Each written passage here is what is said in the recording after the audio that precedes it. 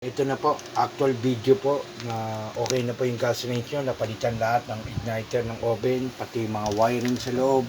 Nakita nyo naman on the past pictures na sinend ko po sa inyo. So, ayun po yung video. Ayun po yung burner. So, one. So, two. Three. 4, 5. So, lahat po ay naikabit na po. Kaya lang, ma'am, napansin ko po na yung mga burner cap, yung ilalim ng cap niya medyo na, para mas maganda mapalitan natin ng cap. Pero tupalo na po yun. Maraming salamat. So, schedule po natin ng deliver po. So, everything is fine, everything is okay sa gas range ito. Maraming salamat po sa inyong muling pagtitiwala po.